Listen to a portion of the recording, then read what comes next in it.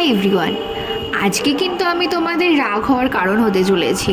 এই কথাটা কেন বলছি, কারণ আমি যখনই ফুড ব্লগিং দেখি, খাবারগুলো দেখে আমার একটা কথাই মনে হয়, ইস, কাশ যদি এখন এই খাবারগুলো আমি পেতাম।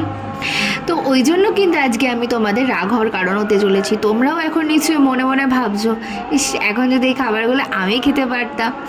তো বিয়েবাড়ির মেনু ছিল, বেসিক্যালি কিছু নতুন করে বলা নেই, ঠিক আছে। এখানে চানা পনির ছিল, ডাল, মাছ ছিল, চিকেন ছিল, ফ্রাইড রাইস ছিল, সব কিছুই খুব ভালো হয়েছে। কিন্তু আমার একটাই প্রশ্ন, তখন কিন্তু খুব একটা ভিড়ভাড়টা ছিল না, কিন্তু জানি না কেন ক্যাটারিং দাদাদের খুব তাড়াহুড়ো ছিল, ওই জন্য তারা খুব স্পিডে দিয়েছে। আর আমি এমনিতেও আমি কোনো বাইরের খাবার খেতে পছন্দ করি না, ওই জন্য দেখতেই পাচ্ছ কীভাবে খেয়েছি।